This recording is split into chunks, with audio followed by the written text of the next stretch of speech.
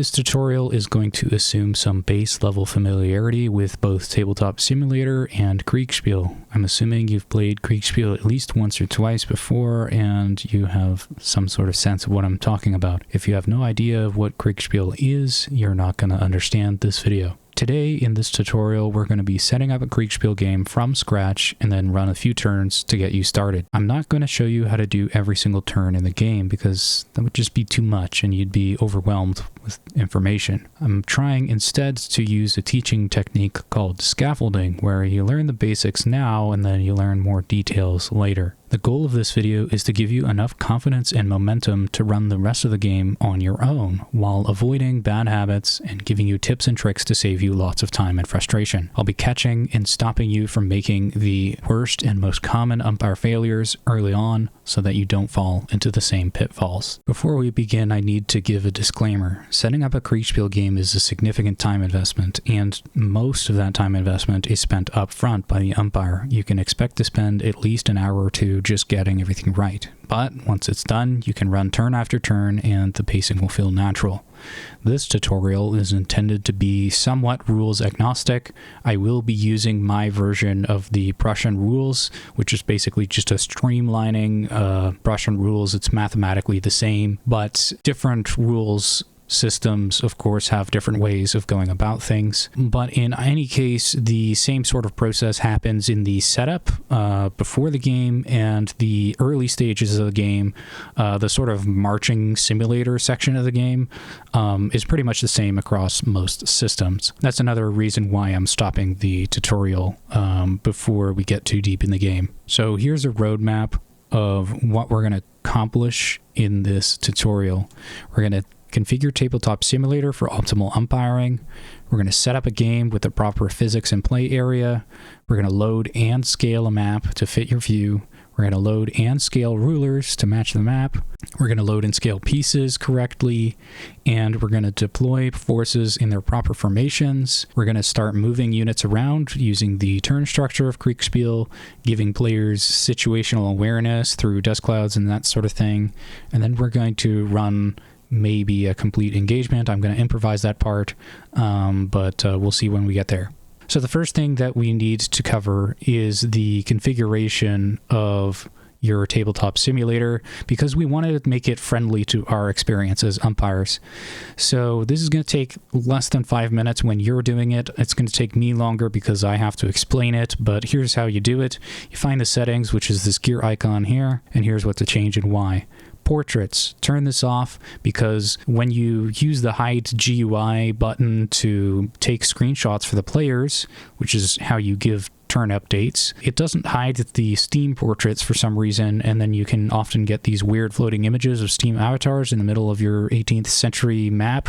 So turn this off. Then you want to go to sound, main menu volume, and turn that off because it's going to be really annoying. Controls, scroll down a little bit and find Hide GUI.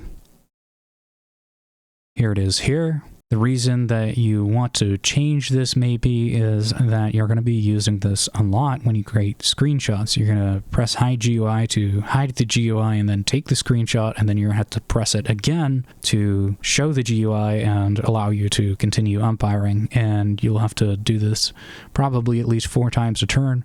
So you're going to be pressing this button a lot. The default key is F2 in Tabletop Simulator, and on my keyboard that changes the brightness of the screen unless I do like a bunch of stuff to make it not adjust the brightness and actually hide the GUI like I want it to do, and that's just too much work. It needs to be something convenient. I chose the button on the side of my mouse. You can change it to whatever you like. Just keep in mind that you're going to be using this constantly, so don't make it anything too complicated. The next thing you want to do is go to Interface, and we're going to be changing 2 settings. First, switch from real to pure. This is going to slightly enhance performance, and we need to squeeze every little bit out that we can. And then the other thing that you want to do is change the theme and change it to dark mode. Light mode is very visible, but it's very hard on your eyes, especially if you're doing this at night in a dark room when most umpires do this. So for extended periods of umpiring, probably choose dark mode. It's going to be easier on your eyes, cause less eye strain, and just be a more pleasant experience. And already we've completed our first milestone. We have completed configuring the game to be optimal to our experience. The next milestone that we want to hit is preparing the play area. So I'm just going to create a simple little game here, go into the classic setting. It doesn't really matter which one of these we pick. I'm going to pick sandbox and just delete all of this. And we're going to want to pick a table that doesn't interfere with our board later on. So I'm just going to pick square. Starting from this empty board, you're going to want to go to options, physics. We're going to change all three of these things. Make sure physics is set on locked. You're going to have hundreds of pieces on the board, and you don't want them sliding around or interacting with each other in weird ways. You want to be in full control. If you want a piece to move, it will move, and if you don't want it to move, it is not going to move. That's what locked physics accomplishes. You also don't want to like roll a die, and then the die hits the board, and it flies into a battalion and knocks it to the side, and now you have to remember where it was. Locking your physics prevents all of these sorts of things from happening. And as a bonus, it greatly increases performance on Tabletop Simulator, letting you place more blocks on the board and getting higher FPS and overall making your experience a lot more pleasant. The next thing that you want to do is switch the gravity from the default of 0.5 to somewhere around 1. Doesn't have to be exact. Basically, this is just because the moon-like gravity of the default state creates a little bit of delay that's unnecessary for you while umpiring, and you kind of want to move along with your life and move along with the game. Over the course of an entire game, it'll save you probably 5 minutes of time. Over the course of a long umpiring career, this will save you a surprising amount of time. Then the final thing that we want to do is crank this play area all the way up, because we need lots of space to play Kriegsspiel. And again, we are done another milestone of preparing our game, setting up our game. We've completed setting up the play area, and now we're going to load a map. So to do this, we're going to be placing a board. You can do this by going to Objects, Components, and Boards, Custom Board. Here we go. Left-click that, and then right-click to get out of it. You need a image of this file on your hard drive somewhere. So I'm going to go quickly load up the Malta map for the purposes of this tutorial. It'll ask you whether you want to do cloud or local. Local runs faster, but the downside of local files is that you can't share it with other umpires. If you want to be umpiring with more than one person, you know, maybe a rotation system, or maybe two of you are rotating at the same time during a live game, you'll need to use cloud. Or if you want to share the board with the players, again, via the cloud, Steam Workshop, you'll have to use the cloud. Otherwise, I would recommend using local if you're just solo umpiring on your own time at a turn-by-turn game. It's going to be a lot faster to save and load the game if you use local. So I'm going to use local, and then you just hit import. And you'll notice when you first import the map, it's kind of small. You need to scale this up. And there's an important principle that I'd like you to remember when you're scaling your map. So if we press P to go into perspective and go into top-down perspective here, this locks us into a nice top-down perspective. Just a tip for giving your screenshots. When you're fully zoomed out to take screenshots for players, that screenshot only goes so big, right? We are confined to the realm of our monitor here. And if you want to have a nice record of the full game and where everybody went, then we need to be seeing the full map, full perspective of the map when we are fully zoomed out, right? We can only zoom out so far. This is how far we can zoom out. And the map needs to fit within our perspective here if we want a nice screenshot that gives a time-lapse perspective of the game and how it sort of unfolded. We need to have the full map fit in this view if we're going to do that. You could make a bigger map using complicated stitching techniques that I'm not going to explain, but this is your first game, so maybe don't do that. We're going to be using this gizmo tool a lot on the left here, and this is going to be your best friend as an umpire. If we click on the board here, it's going to bring up this transform window, and you can move this around and put it wherever you want, and it has the position, rotation, and scale of the map, and you can give very fine adjustments using these coordinate system. And basically what you want to do is manually type in the scale until it fits your view fully zoomed out. So we can just hit 5, and that's what that looks like. I'm thinking it's probably 10. Seems like it's a bit more than 10. 15 seems to fit the entire map. in our perspective. Most umpires, when they're running Malta, do not include this little breakwater section of the map here. They kind of confine it to the edge of this land bridge here, or maybe the full lump bean-shaped thing here, because that section of the map is very awkward to fight in, basically. And so you could make this a bit bigger and have the full view be something like this. So we can do that. And if we want to be able to conveniently return to this perspective, because we want to give like a time lapse and we want to have the same exact angle every time we give a screenshot, that's actually pretty easy to do. We can actually save a camera position to this spot by holding Control and then pressing one of the numbers on our keyboard. So Control 1 saves or removes camera number 1. It just toggles it, basically. So what that'll do is if I go over here now and I hit Shift 1, it'll spring me back to camera number 1 so that I have the same exact position every time, and now all I have to do is hide the GUI, and now I can kind of make a time lapse where the map isn't moving but only the pieces are moving. And you can set more than one camera, so maybe I want a camera over the city here. I can do Control 2, and now I can Shift 1, camera 1, Shift 2, camera 2. Camera 1, camera 2, camera 1, camera 2. So you can see that this is going to have a lot of useful applications for you. So once you're happy with the scale, there's just one more thing we need to prepare the map. It's these guys right here. These like hand zones. If you were playing Texas Hold'em or something, or Blackjack, this is where the player cards would be held, but we don't need that for Kriegsspiel. And they sometimes interfere with rolling dice or moving pieces around. They can cause weird behaviors. So we just want to get rid of them. Just shove them to the side. And there you go. Your map is completely ready to go. We can go ahead and save our game by going to Games, Save and Load, Save Game, Malta Tutorial, Save. And now we can load this game in case we ever mess up in our next steps. Speaking of next steps, the next step is loading rulers, tokens, and pieces. This is our next milestone. So to run a Kriegsspiel game on this map, you're going to need 3 different things. You're going to need rulers, tokens, and unit pieces. The easiest way to get all 3 of these at one time is to download my Kriegsspiel starter pack in the Steam Workshop. And how you use this is you don't load the workshop file and then switch back to the Malta thing. You actually are intended to go into options and click additive load. Okay, additive load. And what this is going to do, yeah, you want to load this. What this is going to do is it's going to load the starter pack directly into our game without having to switch to the workshop file and then back again. So load the starter pack into Malta with an additive load. It will take some time to load the first time around, but when it's done, it'll be done. Okay, so we just hit load. You'll see it's loading in. It's loading 1,000 pieces. It's taking a little while, and we're done. Okay, so we've got 3 different little platforms here. I think this one is underneath the map. We don't need this. We also don't need these platforms, actually. So we can get rid of these. They're just sort of for holding them. We are going to want all of these tools and tokens over here, so we can drag these over to one corner. Okay, so now that we've shoved these off to the side, we're actually kind of done this step of the process. This is where most umpires make a serious failure. Most umpires, they'll have these pieces, they'll have these tokens, and they'll have these rulers, and from here, with no adjustment, they're just going to go. They're just going to run a whole game with no adjustments.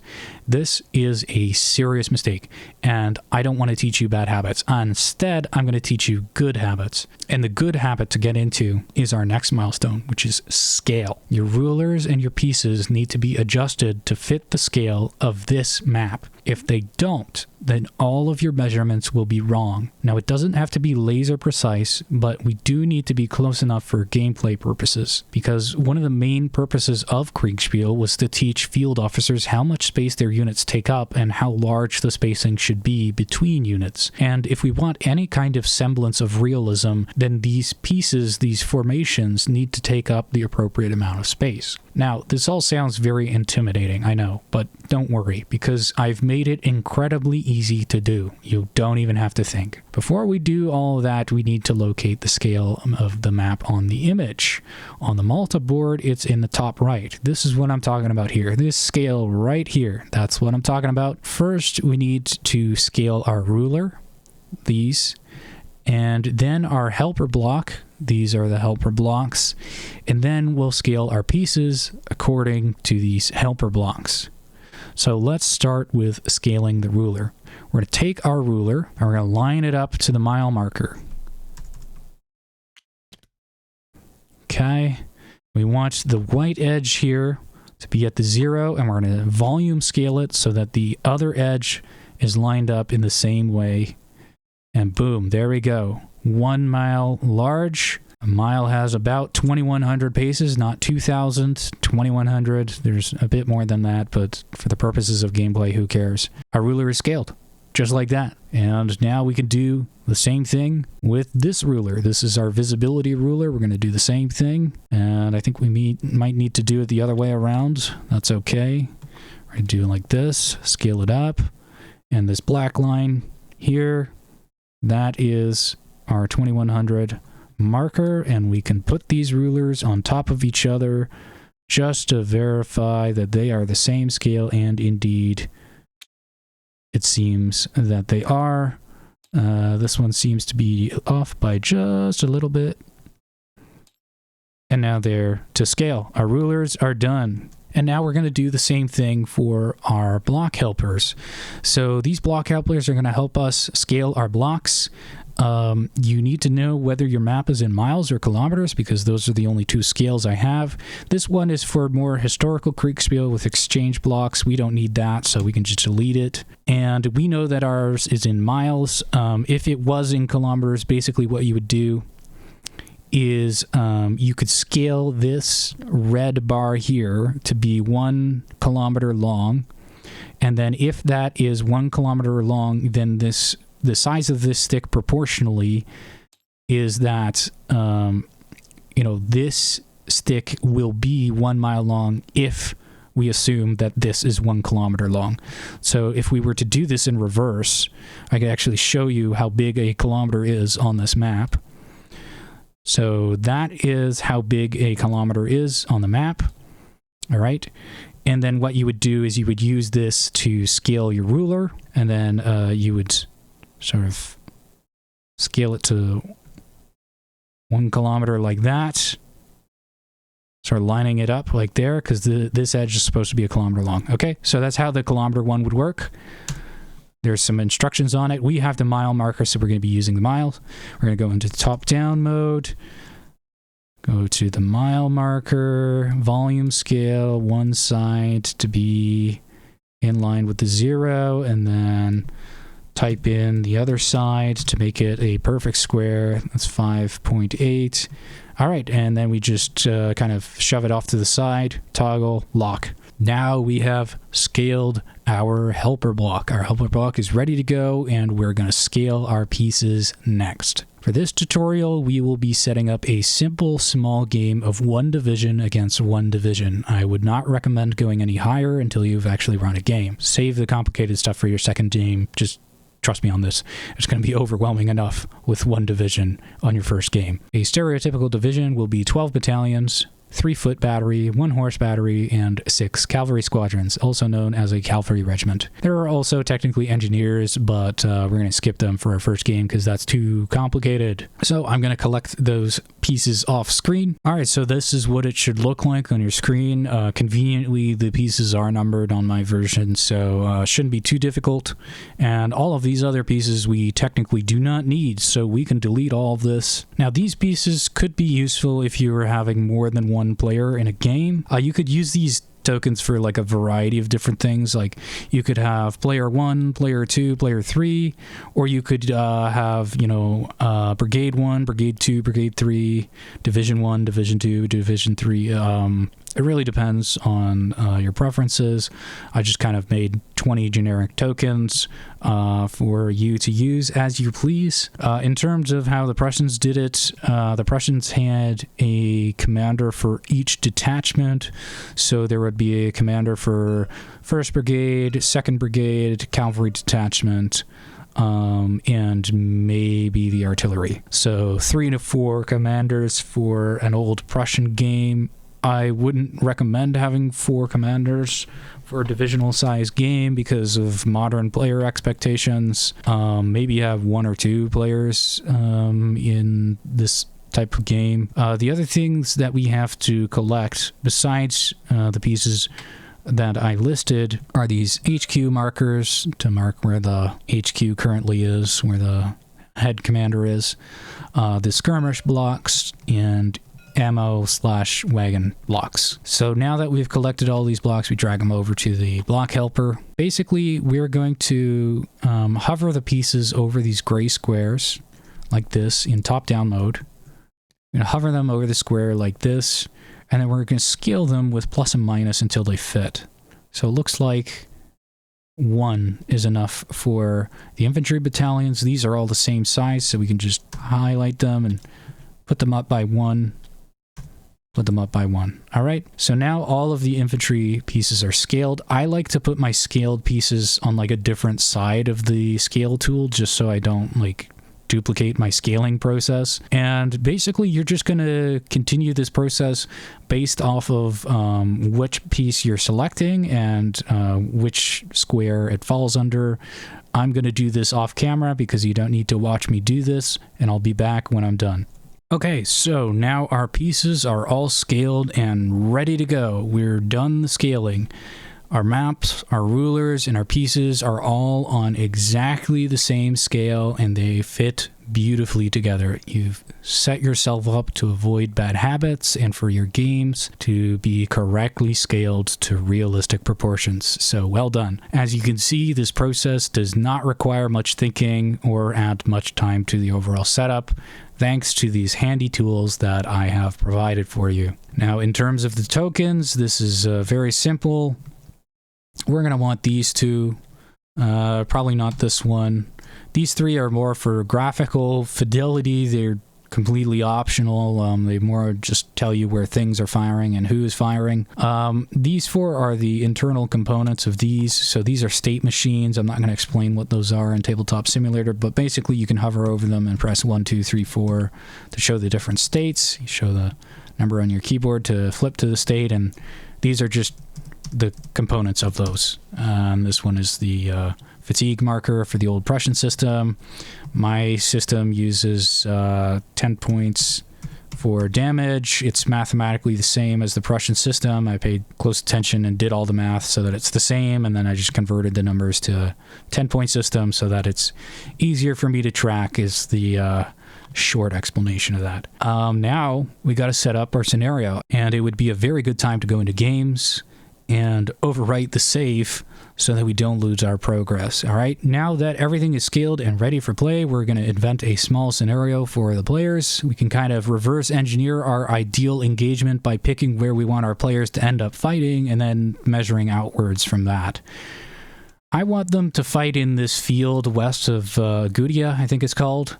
Somewhere around here. Seems like a good, flattish place to fight. There's a few hills, a few roads, but basically nothing there. It'd be kind of awkward to fight in the middle of this ravine or in the middle of this city. So in order to get them to fight there, I'm going to start both teams in places that will encourage them to go march against each other towards this direction. So red is going to camp overnight in this town, Krendy, and now I'm going to put blue on the opposite side, sort of equidistant, eyeballing it.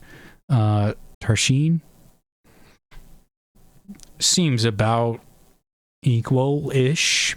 Maybe I'm off by a little bit, but I think a logical backstory given these parameters is that maybe blue is laying siege to the main city of Valletta and this fort here. He's doing all kinds of stuff like this, right?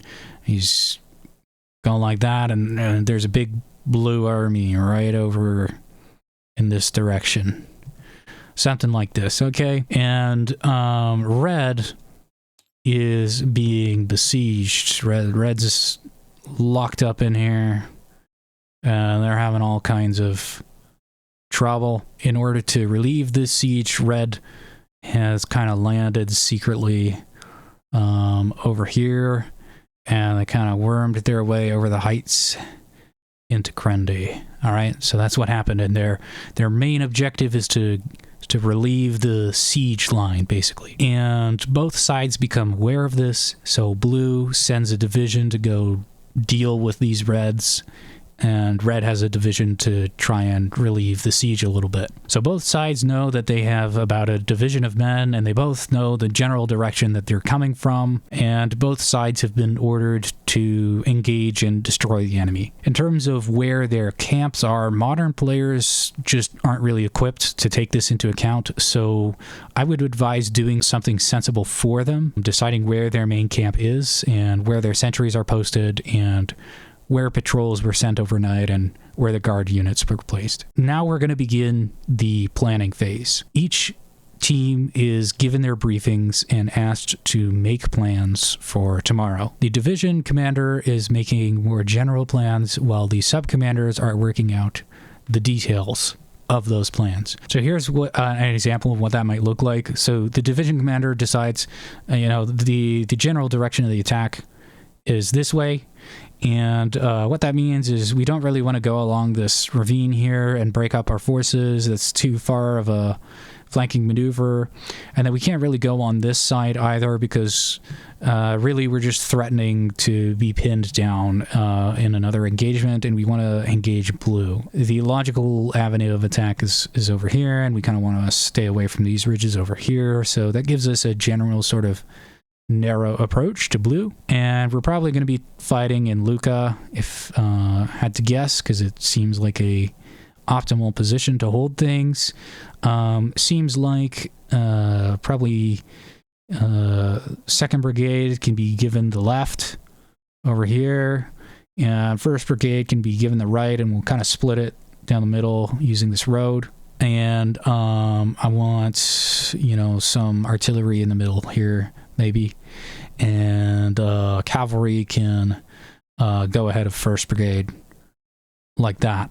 I want the cavalry on the right-hand flank. And I would also like 2nd Brigade to make use of this forest somehow. Seems like a good place to make some kind of a position. All right, so this is a general plan of red. 2 over here, 1 over here, artillery over here, and don't go past these sections is what the division commander decides. And now the sub-commanders, brigade commanders, if he had them, would be deciding the details of this. If he doesn't have brigade commanders, then of course he will have to make these decisions himself. But assuming he has brigade commanders, these guys are going to be deciding, okay, all right, so we got to go over here, which means, 2nd Brigade is going to be along this road in a column, right? And we want our artillery in the middle, which means that my artillery has to be on the right-hand side, so it's either marching beside me off-road like that, or common practice was to put the artillery second behind the 1st Battalion, and we'll have skirmishers marching in front. And 1st Brigade commander sort of decides a similar thing, and the artillery wants to be in the middle there, so the artillery has to march on the left-hand side, or towards the back of the column with 1 battalion behind it, and the rest of the battalions in front of it. Either or works. I would probably, if I was 2nd Brigade commander, I would probably march it beside, just because that gives a little bit more flexibility. And so they would march along those roads. They would decide that. That's going to be kind of how they march. They're going to march to Gudia, I guess. And they're going to march to the right of Gudia. They're going to make an anchor point here. And then the rest of the battalion forms on the left, however far it goes. And same thing with 2nd Brigade. They're going to probably use this road as an anchor point. Maybe, let's see here. Maybe with 1st kind of peeking out a little bit, and then this brigade kind of looks like that, maybe. And then the artillery is going to have to be kind of in the middle, so the artillery really doesn't have a great place to deploy anymore, but it'll be somewhere over there, I guess. Just because 1st Brigade is going so far ahead. This is the kind of details that you would work out in the planning session. Anyway, so we have Red's plans, and Blue would do sort of the same thing on their side. Once the players have submitted their plans, there are 2 phases that occur which give them more information and a chance to change their plans. There's the Sentry Phase and the Deployment Phase. During the Sentry Phase, each team is able to break up a few of their units into small pieces to act as sentries, which stay still, and patrols, which move overnight. In this scenario, we are going to take the reins away from them to avoid doing absolutely bonkers things. We're going to give them 3 sentries and 1 patrol. So we don't necessarily need dedicated pieces for this. I'm just going to use chess pieces. So in a normal game, Red and Blue would have the chance to place these sentries wherever they want, under the Prussian system anyway. Some systems operate differently, but this is my tutorial, and I'm recommending to you how to do it. 3 of these knights are going to go somewhere as sentries, and then 1 of them is a patrol, right? So what happens with Red is that Red's HQ sleeps in Krendy itself, and their main army camps to the fields west of town because there's a big hill in the east. That's what this bright spot is, and it's kind of awkward to camp on the side of a hill.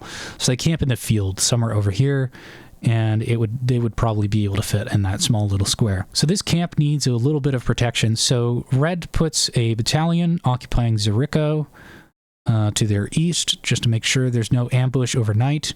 And then they put their other battalion somewhere in this field over here to the west, just to occupy that space and make sure that Blue doesn't come on a far flanking maneuver overnight and kind of ruin their stuff, or maybe even more likely try and sneak through this ravine and over into Red's camp.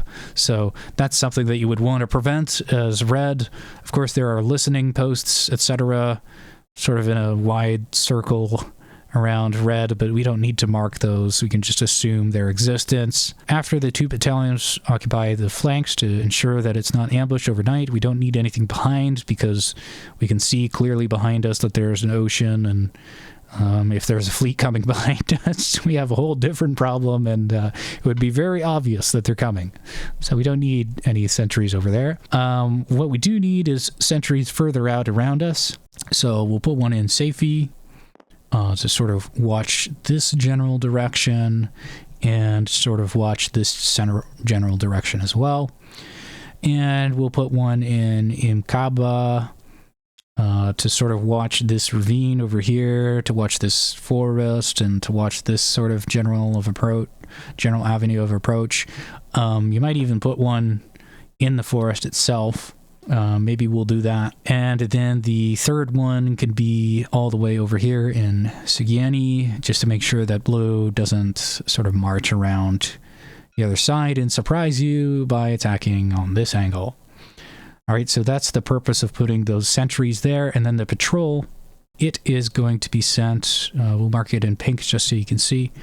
It is going to be sent along this road as far as Luca and report back. Blue is going to do something similar. The next part of the Sentry Phase is that we process these deployments of the sentries and the movements of the patrols overnight. We don't need to measure anything. We just kind of eyeball it in terms of the patrols. In our case, most of the sentries saw basically nothing. The main things that were seen were by these 2 patrols in the middle, because they're going to meet somewhere in the middle here, and they're going to have a bit of an engagement. At some point in the night, they met in the middle here, and then because they were equal size and only really patrols, they would have prioritized the value of bringing back a scouting report rather than killing the other patrol, and they would retreat back to their respective commands. I think this sentry may have also seen it. It's kind of a judgment call. I mean, it's really dark, so maybe not, but maybe they hear it. Doesn't really matter because these 2 have full awareness of what happened there, right? They kind of move along here and move along here. Oh, we met each other. We're equal size. We're trying to bring information rather than killing people, so we retreat back to our HQs. The reports of all the sentries reach the HQs, or if they were killed, maybe they don't, killed or captured, I guess. In addition to this, I think the sentries in this game would have been able to see the campfires of each respective camp, because they're just camping in the middle of nowhere with basically no cover. I mean, I guess there's some hills here, so maybe he doesn't see this. But this guy can probably see campfires-ish from his position, maybe. The patrols definitely could. They could definitely see. Each patrol could definitely see that there were campfires, even through the woods, because they're that bright and there's that many of them. The reason that you want to convey this information is because, first of all, it's realistic, and then second of all, it lets each team know where the other's main body will be at the start of the game. So based on these reports, the players have a chance to change their plans during the deployment phase. So in the morning, both teams break camp, and the day begins with the troops being in what regulations would call assembly. For infantry, this means getting out of your sleeping roll and standing in brigade mass, roughly where your camp was, because you need a nice open field for this. The infantry would stand in brigade mass, and the cavalry would stand in what's called regimental mass. If we think about things in terms of cost to benefit ratio, the time and effort that it would take to depict breaking camp is too little for what we actually get out of it. It's not necessary to depict the exact formations being formed during this time, because we're going to change them already during the deployment phase before a battle can even begin. So in most cases, it's just not worth it to actually depict this. So just save yourself a bit of time and headache and don't do it. Instead, you can just describe what happens. You know, the men break camp and assemble in the field nearby. They're ready to be deployed. And from this position, you can order them onto the appropriate roads, etc. They don't just teleport onto the roads. They start from here, and we measure how long it would take them to deploy. For the sake of this game, we can say that the commanders were very smart, and they're able to sort of figure out how to do this so that they're lined up by 0500 hours or whatever you want to choose as the starting time. Doesn't really matter. After this Sentry Phase, after giving the reports back to the players, now we're in the deployment phase. Once both sides have broken camp, their commanders are supposed to issue their deployment orders.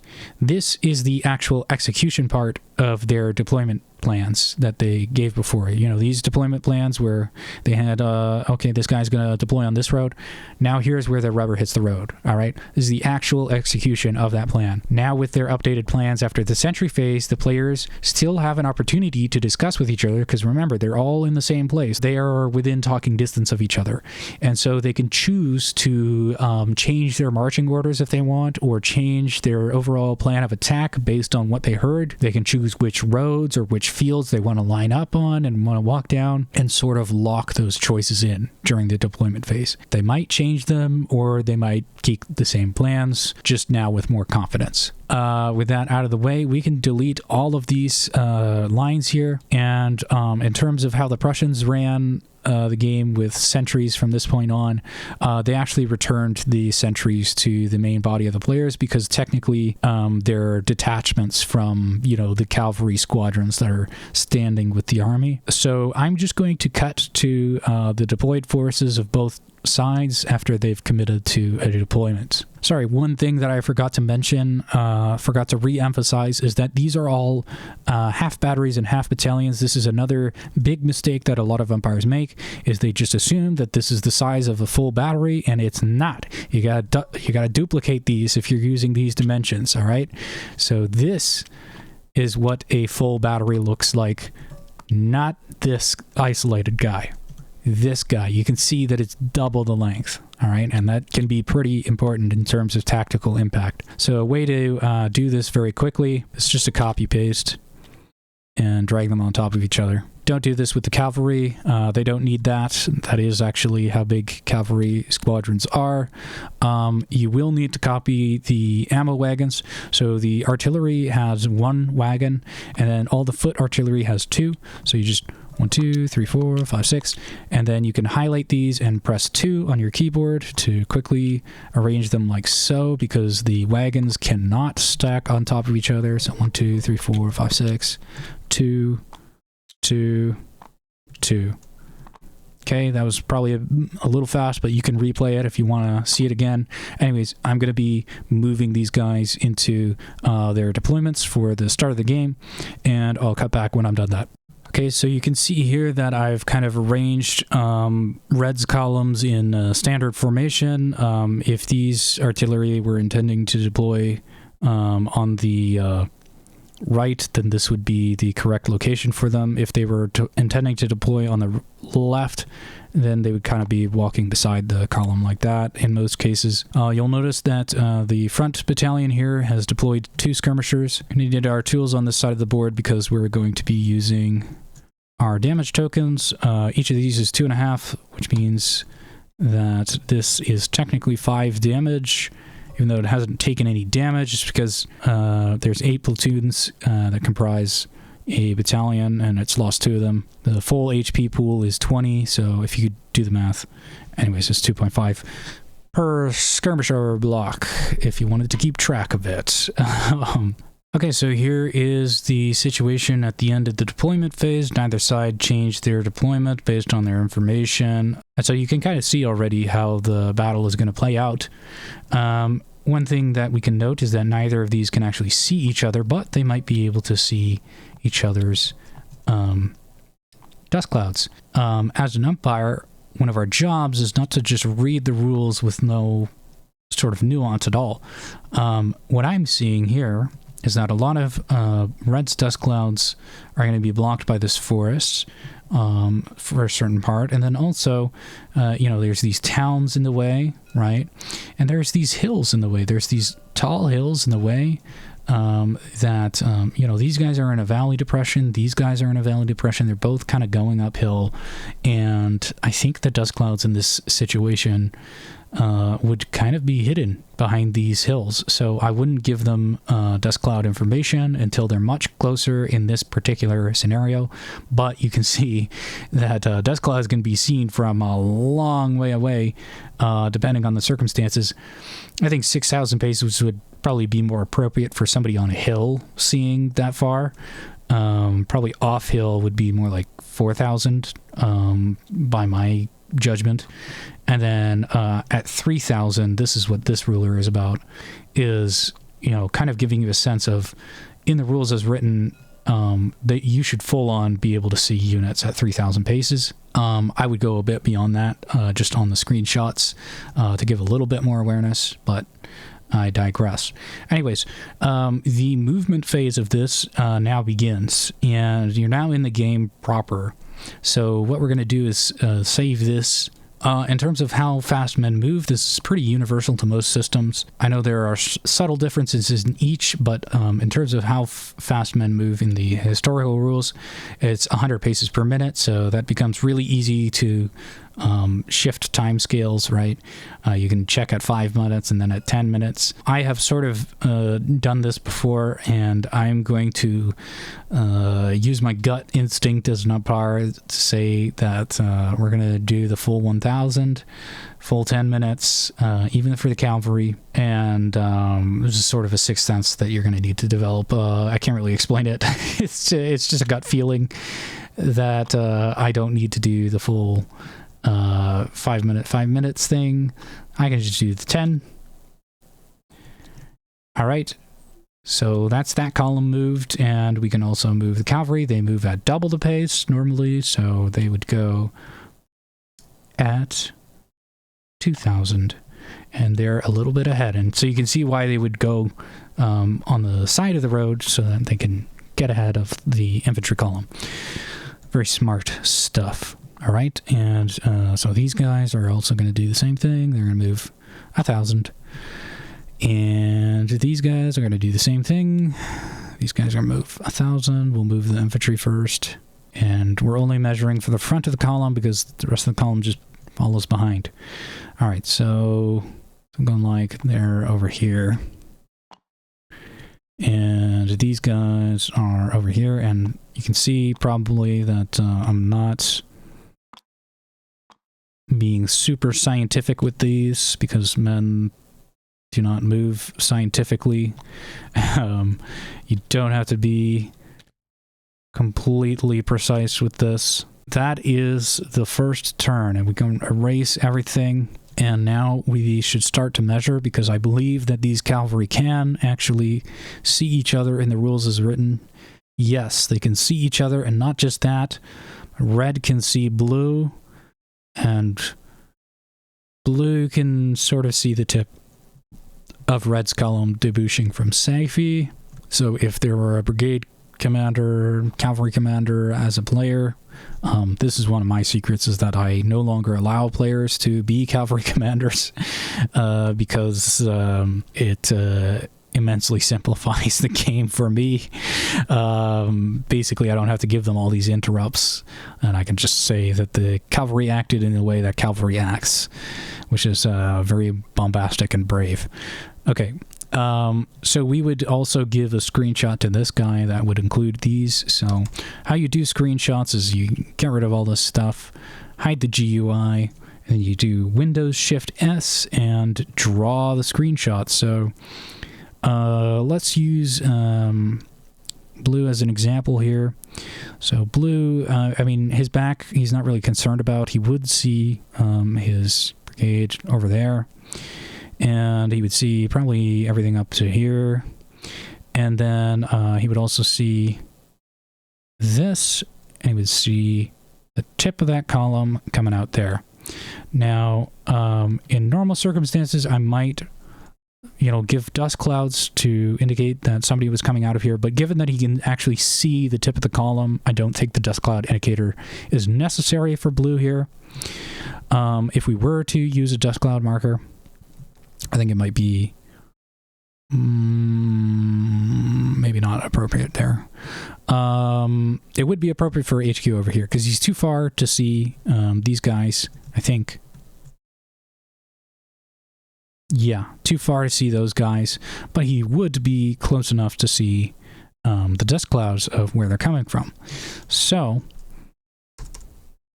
and there is a little bit of a hill on the way, but he's also on a hill.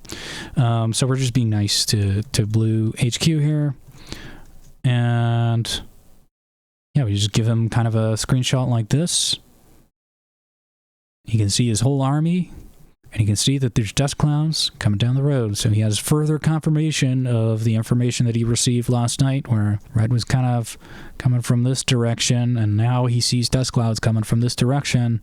Well, they must be coming along this road. Does he change his dispositions? Probably not.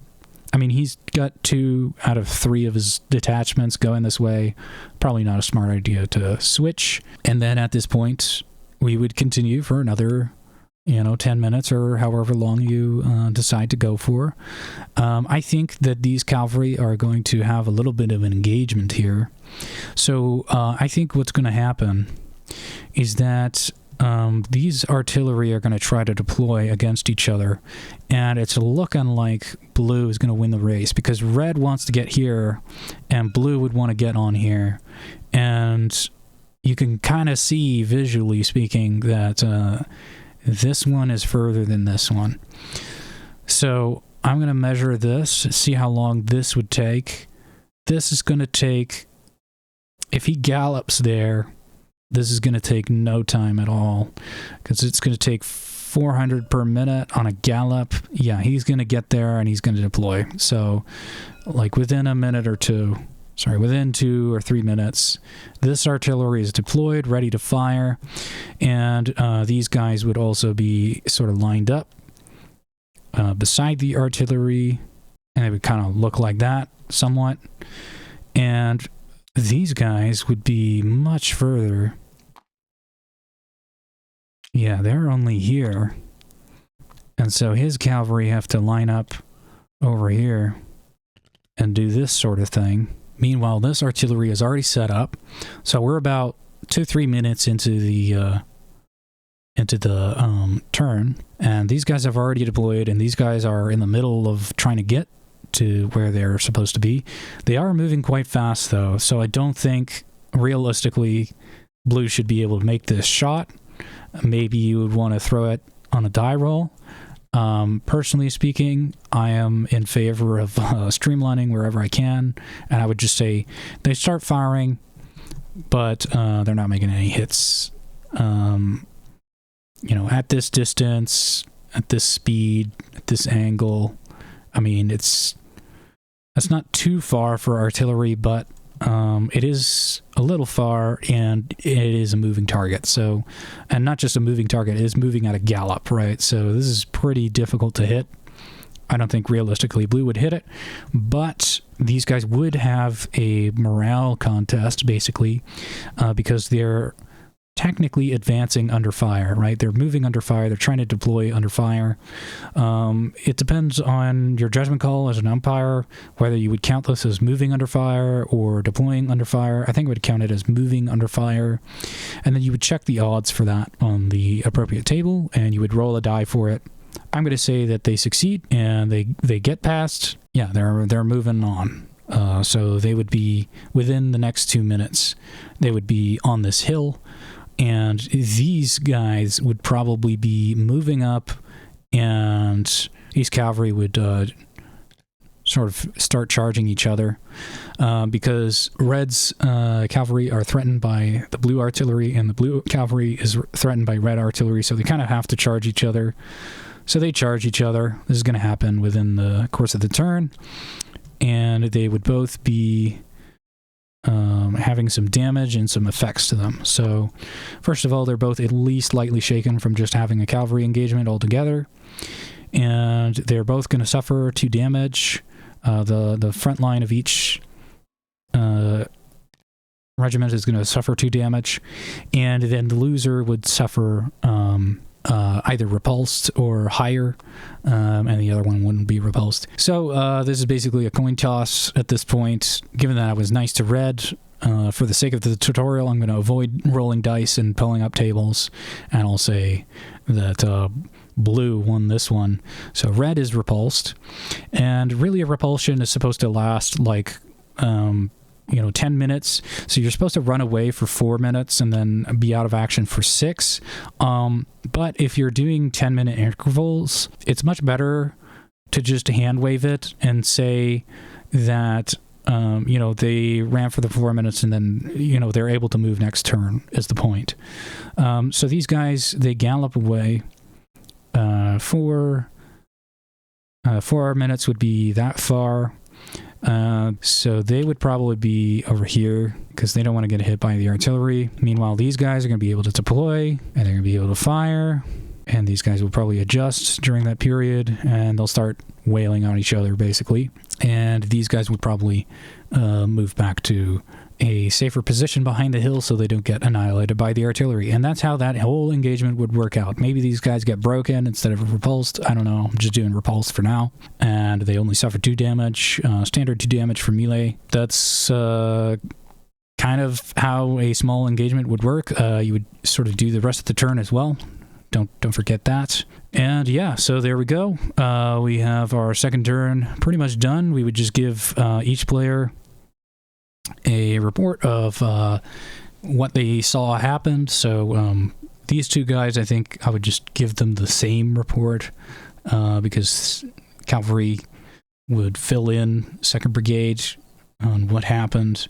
This guy would have a different report than these guys if they were different players.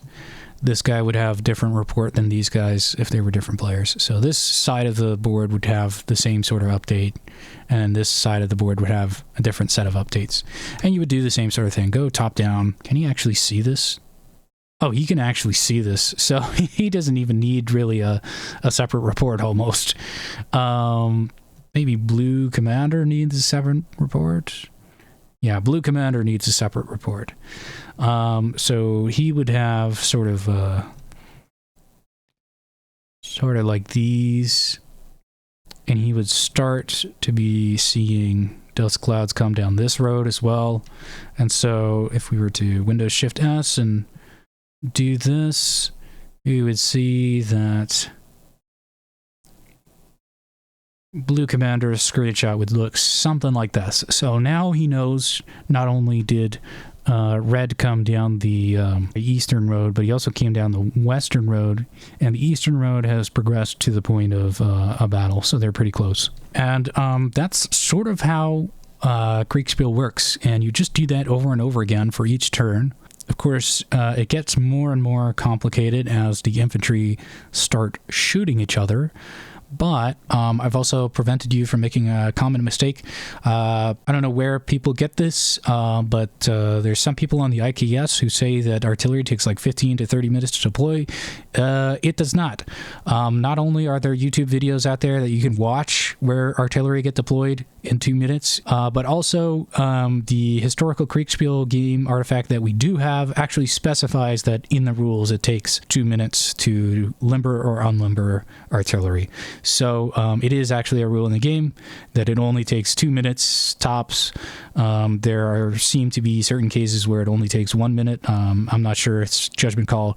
I would just make it last 2 minutes. All right. So within a 5 to 10 minute tick, your artillery should definitely be deployed and starting to take pot shots at the enemy. Judgment calls of the artillery not being able to shoot against the galloping horse artillery, that's nowhere in the rules. That's just a improvised ruling that you would have to make up on the fly. Just making up a lot of rulings on the fly based on what seems reasonable, and then referring to the rules for some of the more complicated things and some of the more standard things, like infantry shooting against infantry should definitely not be just a vibe check. In most cases, you should actually roll the dice for that. I hope that this has helped you, give you the confidence you need to umpire your own games and sort of give you enough momentum to start umpiring.